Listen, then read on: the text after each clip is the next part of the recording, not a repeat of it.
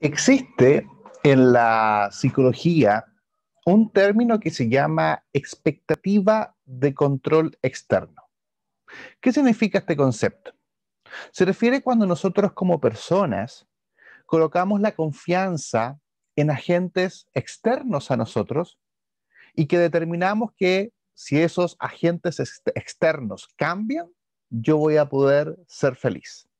Por ejemplo, confiar en que la persona en un trabajo indicado me seleccione, estoy poniendo la confianza en otro y pongo mi felicidad en ello. También si yo pongo mi confianza, por ejemplo, en amistades, que si ellos me ayudan o cumplen sus promesas, me van a hacer feliz, entonces pongo la confianza en ellos. O cuando espero que mi esposo o mi esposa cambie, yo voy a poder ser feliz. Eso es expectativa de control externo. Sentir que dependo del otro para poder ser feliz. De alguna manera es lo que tenían también los israelitas y los judíos al momento de leer Isaías capítulo 40. Porque ellos ponían su confianza en otras naciones, ponían su confianza por ejemplo, en Egipto, pedían ayuda a Egipto para que les liberase de todos sus opresores. Y así ponían la confianza en muchas otras naciones. Es decir, querían de que otros hombres mortales, igual que ellos, le ayudasen para poder sobrellevar sus cargas y sus problemas económicos, sociales y políticos. Por lo tanto, muchas veces hacemos también nosotros lo mismo. Esperamos en los hombres, esperamos en el gobierno, a veces esperamos que el país cambie. Las votaciones que se realizan en nuestro país el día de hoy en Chile, esperamos que con la votación nosotros podamos desde ahora poder ser realmente felices. Pero en verdad, cuando nosotros colocamos nuestra felicidad, que dependa nuestra felicidad en los hombres, en otros, lo que estamos haciendo, estamos poniendo nuestra confianza en un saco roto. Eso es lo que dice el versículo 6 de Isaías 40. Una voz dice, proclama, y otra responde, ¿qué proclamaré? Que todo mortal es como hierba, y toda su gloria como la flor del campo. Si nos detenemos un poco en este versículo, se está refiriendo al hombre, que es lo que dice que todo mortal, se refiere a usted y a mí. Y dice que todo mortal es como la hierba, y que nuestra gloria es flor del campo. Yo donde vivo tengo un cerro cerca y siempre con mi esposa nos entretenemos mirando durante el año el color que va tomando el cerro. Porque no es el mismo en verano, ni en invierno, ni en primavera, ni en otoño. El color es distinto. Y las flores también. Las flores se ven muy bonitas en un principio, pero van pasando los meses y vuelve a caer. ¿Qué dice el Señor de los hombres? Que los hombres son ambivalentes. Los hombres cambian, no son permanentes, no son fijos en el tiempo, sino que depende de la estación del año en la que se encuentran, va a depender cómo ellos piensan, cómo ellos prometen, cómo ellos hablan. Es decir, que si yo le pido un consejo a un mortal, su consejo va a variar a través del tiempo. No es fiel, no es permanente, no es constante. Además que también confiar en la gloria del otro, que es lo que el Señor enseñaba a Israel, cuando confiaban en las glorias de otras naciones, esa gloria era como la flor del campo. Hoy día podían estar muy bien, pero mañana podían perderlo todo. Y eso pasa cuando nosotros colocamos nuestra fe o buscamos consejo en hombres mortales como nosotros. Los hombres cambian. Los hombres no son permanentes en sus palabras y en sus promesas. No siempre el consejo que nos dé algún conocido va a ser sabio, va a depender de en qué situación se encuentra en ese momento. Ni tampoco su palabra va a ser fiel, porque va a depender de sus intereses actuales. Los hombres, cuando dan un consejo, dan consejos ambivalentes. Son como la hierba, van y vienen, cambian en el tiempo. Si usted tiene un problema de matrimonio y pide un consejo, si el consejo se lo pide a alguien que se divorció, pues le va a aconsejar a usted que se divorcie. Si se lo pregunta a alguien que se ha esforzado en su matrimonio, le va a aconsejar, sígalo intentando. Pero el consejo va a depender de a quién se lo pregunte, porque los hombres somos ambivalentes. Si usted tiene un problema de ira. Por ejemplo, un vecino que todas las noches le hace fiesta, algún amigo le va a aconsejar y le va a decir, venga, te pone los parlantes el otro día, ¿no? Bien temprano. Otro le va a decir a usted, no, mejor perdona, no te metas en ese inconveniente. Pero el consejo va a depender del hombre. Y el hombre, ¿por qué cambia? Porque el hombre es ambivalente. No siempre da el mismo consejo. Somos como la hierba, pasamos. Depende de la estación del año, es lo que aconsejamos. Si no acepto a alguien como es, alguno me va a decir, recházalo, no te juntes con esa persona. Otro te va a decir, acéptalo, porque es distinto a ti y te puede complementar. Pero ese consejo va a depender de la experiencia que haya tenido la persona, porque somos hombres ambivalentes. Si tengo problemas de dinero, o uno me puede aconsejar, yo te hago la movida, busca el camino corto, otro te va a aconsejar, vive conforme y sigue esforzándote, pero el consejo va a depender de la experiencia que haya tenido la persona, porque como hombres somos personas ambivalentes. Tengo pocas posiciones, algún amigo me va a aconsejar, ten envidia y sé competitivo, ¿no? Sigue escalando en la vida. Otro te va a decir, regocíjate con lo que tienes, pero ese consejo va a depender de a quién se lo pregunte. No siempre vamos a recibir el mismo consejo porque somos como la hierba. Nuestra gloria va y viene. Nuestro consejo es ambivalente. Y si sentimos dolor, un amigo me va a decir, emborrachémonos, vamos un fin de semana a tomar. Otro te va a decir, es bueno llorar, así que llorando se pasa. Pero el consejo depende de quién a usted se lo pregunte. Nos percatamos entonces el riesgo de poner nuestra fe y de poner nuestra confianza en los hombres, lo ambivalente que somos y que muchas veces no cumplimos nuestras promesas, sino que la cumplimos en base a nuestros intereses de ese momento. Es un riesgo poner la confianza en otros para poder encontrar la felicidad, ocupar ese locus de control externo. Israel y Judá tenían ese problema, ponían su fe en naciones que a veces le ayudaban, a veces los traicionaban, a veces no. A veces lo ayudaban, a veces no. ¿Por qué sucedía eso? Porque los hombres son ambivalentes, las naciones son ambivalentes. Y el Señor les quiere exhortar diciéndole, oye, no confíes en los hombres porque son como la hierba del campo. Ellos pasan, sus promesas no siempre son fieles.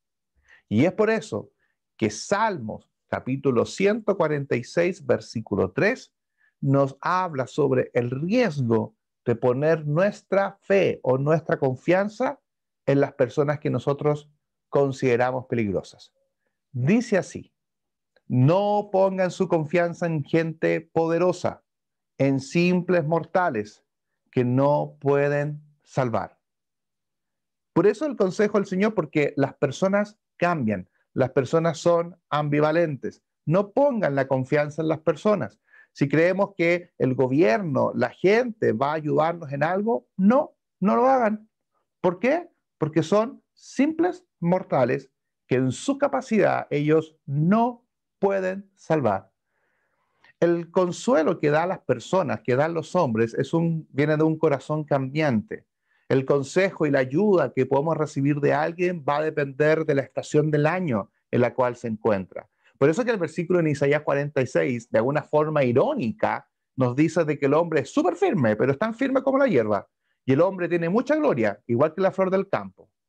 Por eso es que el consejo del hombre, nosotros como cristianos, tenemos que derribarlo y tenemos que ir a buscar el verdadero consejo, donde se encuentra la palabra firme, la palabra que no cambia y la promesa que siempre se cumple. Porque el problema que tenía Israel de confiar en estas naciones era de que tú no sabías si esas naciones efectivamente iban a cumplir con lo que ellos decían. Las naciones podían ser traicioneras. Y eso es lo que pasa a nosotros cuando le pedimos un favor a alguien o una ayuda a alguien. Siempre estamos en la duda si esa persona nos va a cumplir, a no ser que sea probablemente algún familiar muy cercano. Pero si es algún colega de trabajo, alguien que conocemos, la vecina, no sabemos si va a cumplir. El otro día vi en la televisión en Concepción, una madre dejó a cargo a su hija, creo que a su hermana parece, y la madre salió a hacer su trámite y de repente vieron al niño deambulando por la calle, a pie descalzo, que había quedado a cuidado de su hermana, de su tía. Entonces yo digo, wow, pusiste la confianza en alguien y ese alguien no te cumple. Y así pasa en cosas tan grandes en la vida, como poner la confianza en el jefe, poner la confianza a veces hasta en tus hijos. Por eso el consejo del hombre tiene que ser derribado. Y eso es lo que dice el versículo 7, es el consejo que le da el Señor a todo su pueblo y les dice, la hierba se seca y la flor se marchita cuando el soplo del Señor pasa sobre ellas. Ciertamente la gente es como hierba. No pongan su confianza en las personas, no confíen en la gente, no esperen que de ellos dependa su felicidad, no espere que de las personas vaya a definir si yo voy a poder ser feliz o voy a poder alcanzar mis metas. No depende de las personas, porque el Señor dice que su poder está por sobre las personas. Porque así como la hierba se seca, la flor se marchita, dice que el soplo, ni siquiera Él en su presencia, el soplo del Señor pasa sobre ellas. ¿Y qué sucede? La gente, por lo tanto, es como hierba. ¿Por qué confiar en las personas, en lo diminuto de las personas? ¿Qué es lo que quiere decir este versículo? Que el soplo del cielo pasa sobre nosotros, perdón, el soplo del Señor pasa sobre nosotros y nos marchitamos, solamente el soplo.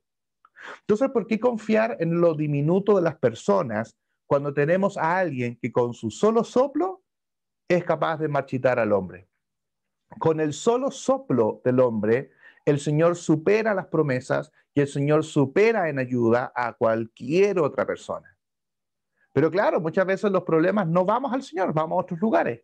Al consejo del amigo nuevamente, que leíamos a los amigos ambivalentes, al consejo de la vida, al consejo de la televisión, al consejo de la autoayuda, del libro, del video.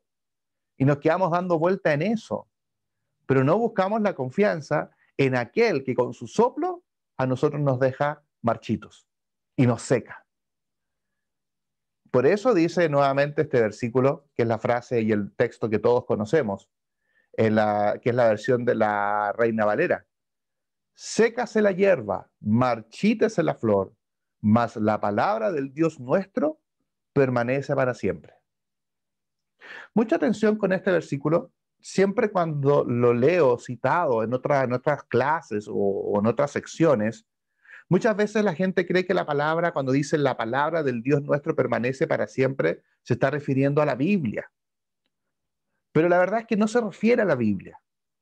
Lo que se le está entregando a los judíos es que confíen no en las palabras de las naciones extranjeras, que son palabras vacías o promesas vacías, sino que el Señor les exhorta a que confíen en la palabra, no de naciones, la palabra del Dios nuestro, porque esa palabra permanece para siempre. Es decir, si la palabra de Dios les dice, yo los voy a ayudar, eso va a ser hoy, mañana, siempre. Eso es lo que tenían que entender los judíos, que la palabra del Señor era la que efectivamente se cumplía, no la palabra de otros. Cuando entendemos palabra, se está refiriendo, por lo tanto, también a las promesas. A eso se está refiriendo el contexto. No confíen en los hombres. Los hombres son ambivalentes, son como hierba, se marchitan, se secan. Confíen en aquel que cuando dice, cumple. Confíen en aquel que cuando promete, su promesa es eterna. Cuando el Señor promete, querida familia en Cristo, el Señor, el cumplir su promesa, no depende del estado del ánimo del Señor, que le pasa mucho a los hombres y mujeres, ¿cierto?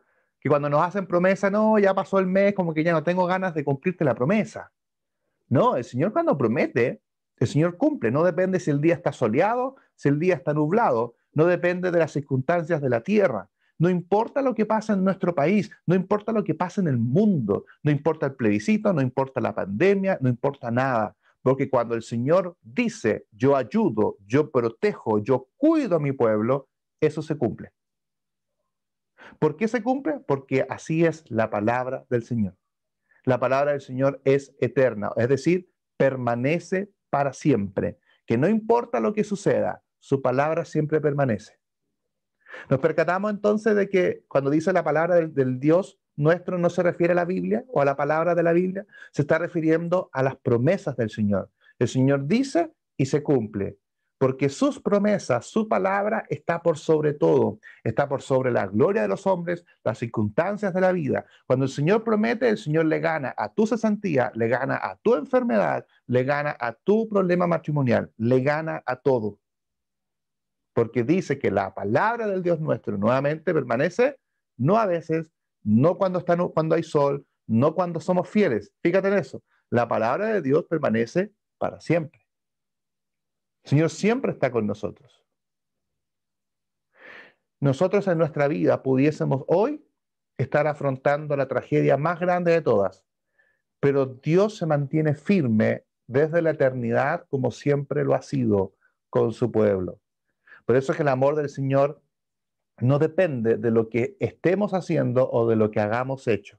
Sin duda, si andamos descarriados, no vivimos las bendiciones del Padre, como la parábola del Hijo Pródigo. Me alejo del alero del Señor, entonces obviamente voy a terminar comiendo de los cerdos y voy a estar terminando comiendo en perdición. Pero cuando el Hijo vuelve, ¿qué hace el Señor? ¿Qué hace el Padre de familia? Siempre fue su Hijo. Siempre fue su Hijo. Siempre le amó. Y por lo tanto, cuando vuelve, el Señor recuerda su promesa. Su palabra permanece para siempre. Aunque te haya sido, la promesa permanece para siempre. Aquí está. No la he cambiado, no la he quitado, no la he ocultado a ti. El camino siempre ha estado. Y si de repente no nos alejamos del Señor, pero quizás estamos en una semana como que nos sentimos menos cristianos. Se han dado cuenta que hay semanas que nos conectamos a todas las clases de Zoom y andamos, pero súper cristianos. Y de repente hay semanas que no andamos tan cristianos. Y como que nos olvidamos un poco y llega el domingo y, oh, en realidad no anduve muy cristiano, muy cristiana esta semana. Yo te quiero decir, querido hermano y hermana, de que el Señor no ha cambiado su promesa. Aunque tú cambiaste, aunque tú y yo hubiésemos cambiado, aunque tú y yo no hubiésemos sido menos cristianos, aunque hubiésemos leído más o orado menos, la promesa del Señor no depende de lo que hagamos nosotros. No está condicionada a lo que nosotros hagamos. Porque la palabra del Dios nuestro dice permanece para siempre. Cuando oro y cuando no oro. Cuando leo y cuando no leo. Insisto, nosotros como cristianos pasamos por muchos momentos de la vida. Pero a diferencia nuestra, que somos ambivalentes, la palabra y las promesas del Señor no cambian. Sobre eso, por supuesto, hay muchos textos en las Escrituras que hablan sobre la fidelidad de Dios. Solamente quiero citar tres. Obviamente hay muchos textos que hablan de la fidelidad del Señor, pero me gustaría leer solamente tres. Por supuesto, quiero sacar uno de Isaías, en el capítulo 11, en el versículo 5. Y será la justicia cinto de sus lomos y la fidelidad ceñidor de su cintura. El Señor se viste de fidelidad. A diferencia del hombre, que se viste de conveniencia, según lo que le conviene, el hombre dice o hace, que el hombre y la mujer se visten de riquezas, a diferencia de esa vestimenta, los hombres el Señor, perdón, tiene ropas de justicia y tiene ropas de fidelidad para cumplir su palabra. Mensaje para Israel, ¿no? No anden confiando en esas naciones. Confíen en el Señor que tiene justicia en sus lomos y fidelidad en su cintura. Su ropa es fidelidad. Tú no confíes en lo que va a pasar con los hombres, ni la decisión que tomas otros. Confía en el Señor que está vestido de fidelidad. En Lamentaciones dice, nuevas son cada mañana, grande es tu fidelidad. De hecho, tenemos un himno que habla de la fidelidad del Señor. Bueno, varios himnos, la verdad. ¿Cómo sabemos que el Señor es fiel? Porque cada mañana, como dice el versículo en Lamentaciones 3:23, cada mañana, cada amanecer es recordatorio de la fidelidad de Dios, porque el Señor no se ha olvidado de hacer salir el sol a través de las montañas y recordarnos de que después de la noche hay un nuevo día. El Señor, a veces creemos que esto funciona automático, ¿no? Como que creemos que la naturaleza es un piloto automático, pero no es así, es una decisión del Señor. Por lo tanto, el Señor no se olvida y nos da ese mensaje cada mañana, que si ayer no lo lograste, si ayer no hiciste lo que como mujer o hombre de Dios tenías que haber hecho, hoy lo puedes hacer. ¿Por qué? Porque la fidelidad del Señor está presente y te recuerda cada día que después de la noche hay una nueva oportunidad para que lo vuelvas a intentar. Y el Señor te va a seguir ayudando, porque grande es su fidelidad. Y el Señor se mantiene firme en ayuda también. Dice segunda de Tesalonicenses 3:3, pero fiel es el Señor, que os afirmará y guardará del mal. Por lo tanto, el Señor siempre, paso a paso, nos va a estar ayudando y rodeando con su mano para que nosotros podamos mantenernos también fiel en el Señor. Nosotros cambiamos, pero el Señor siempre está con nosotros. A mí me conforta ese pensamiento de que si bien nos mantenemos fieles, pero también yo sé que nunca vamos a hacer todo lo que el Señor nos pide en agradecimiento por todo lo que Él nos da. Y aún así, el Señor nos sigue ayudando y no nos abandona. El Señor es aquel que es capaz de cumplir su promesa siempre, a pesar que nosotros no lo hagamos. A pesar de que nosotros también pequemos, el Señor sigue manteniendo su promesa de redención. Es parte de su carácter, es lo hermoso del Señor y también, por supuesto, es lo débil de nosotros, que no nos podemos comparar con la fidelidad de Dios. Por lo tanto, ¿en quién confiar? Por lo tanto, ¿cómo vivir? Vive en el Señor. Es el único que te puede dar realmente lo que tú estás necesitando hoy en día. Antes de renunciar a lo que estás haciendo, antes de renunciar a tu matrimonio, antes de renunciar a tu trabajo, antes de renunciar a tu vida en esta tierra, antes de renunciar a aquel problema que tú ya no quieres hacer más, que tú en realidad quieres tirar la toalla y no lo quieres seguir intentando, antes de renunciar, yo te pregunto, ¿has hecho todo lo necesario para vivir con el Señor? ¿Has orado? Sí, he orado. ¿Cuántas veces he orado? Una, al almuerzo. No vale. Hora 10, hora 20. ¿De verdad lo has hecho todo? ¿Has leído la Biblia? Sí, los domingos en el estudio, pero a ver, una vez, ¿la has leído todos los días? ¿Has orado? ¿Te has arrepentido? ¿Le has buscado de verdad o así nomás? Es la promesa del Salmo 91, el Salmo de Moisés. Maravilloso salmo. Dice, versículo 1, solamente algunos extractos de este salmo. El que habita al abrigo del Altísimo morará bajo la sombra del Omnipotente. ¿Dónde tenemos que habitar para que podamos tener la ayuda del Señor? Dice el que habita al abrigo del Altísimo. No puedes mirar al Señor desde lejos. No puedes mirarlo desde la distancia sin comprometerte con Él. La promesa está para aquel que habita donde, debajo del abrigo. Es como cuando estamos con una mantita y los niños se nos vienen a acostar al lado. ¿Ah? A veces cuando estamos aquí en el invierno en las clases, mi señora viene, préstame mantita, y le presto la mantita que tengo puesta. ¿Qué estamos haciendo? Estamos morando bajo el mismo abrigo. Y esa es la invitación y la enseñanza que da Salmo 91, que ¿a quién le dan ayuda? Al que habita bajo el abrigo y el que mora, por lo tanto, así va a morar bajo la sombra. Estamos dentro, en el Señor. No es andar con el Señor, es andar en el Señor. ¿Se capta la diferencia? Porque algunos andamos con el Señor. Sí, yo creo, sí, yo tengo fe, sí, yo me conecto. Pero es muy distinto andar con el Señor que andar en el Señor, en donde todo lo que hago, digo, respiro, pienso, es del Señor. Versículo 9 dice, porque has puesto a Jehová, que es mi esperanza, al Altísimo por habitación. Nuevamente el concepto de una habitación, de estar dentro, no fuera del Señor, vivir en el Señor.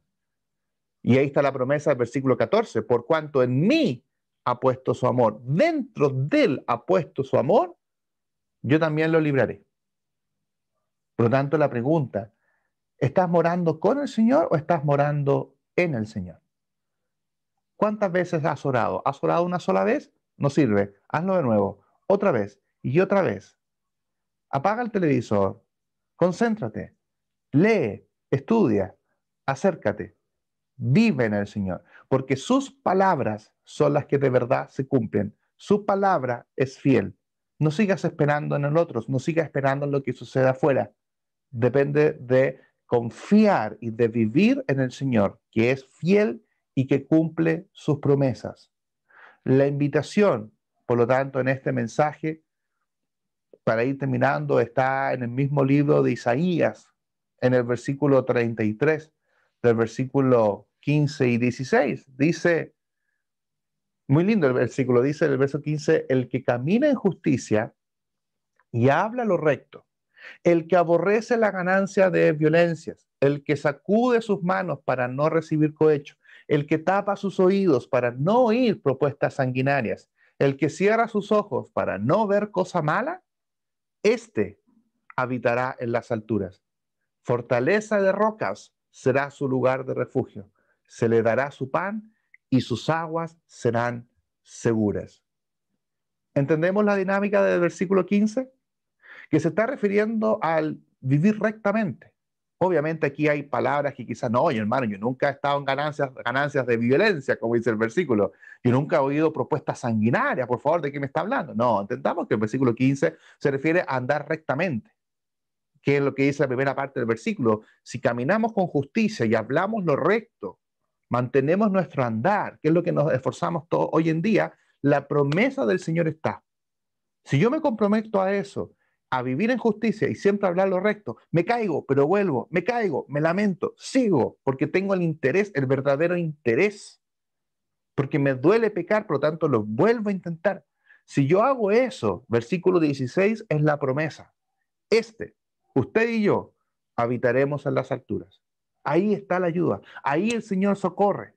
No cuando confiamos en nuestras cosas, no en nuestras propias capacidades, cuando confiamos en eso, en el Señor, cuando arreglamos nuestra vida. Eso es versículo 15. Verso 15 es, arregla tu vida. Te invito a que analices qué tienes que arreglar de tu vida, qué es lo que tienes que enderezar, o quizás no enderezar, al menos qué es lo que tienes que hacer mejor. Es como lo estudiábamos en alguna plataforma sobre el libro de Job. Job era justo, pero él podía ser más justo todavía. Por eso sufrió. Y él era justo, pero después fue más justo que antes. Por lo tanto, también pregúntate, ¿qué deberías mejorar de tu vida como cristiano y como cristiana? Si lo haces, la promesa está en el versículo 16. Habitarás en las alturas. Fortaleza de rocas será su lugar de refugio. Se le dará pan, hablando del pan de cada día, ¿no? Se le dará pan. Y sus aguas serán seguras, serán tranquilas. La invitación es comenzar a vivir en la casa de Dios. Comenzar a vivir en el Señor, no con el Señor, en el Señor, en sus promesas, entregándole toda nuestra vida, porque su cuidado y sus promesas alcanzan para nosotros. Su fidelidad es grande. Y cuando decimos que su fidelidad es grande es porque te abarca a ti, me abarca a mí, nos abarca a todos. Nadie queda fuera. Todos vamos a recibir lo mejor de lo mejor del Señor. El Señor no da migajas, el Señor no da medias cosas, el Señor da todo y mucho y abundante. ¿Crees eso? Créelo, porque el Señor así actúa, es su característica, está en su carácter. El Señor no puede cambiar eso y el Señor va a estar siempre entregándote todo y lo mejor, porque así es su palabra. Su palabra es eterna y su palabra no pasa.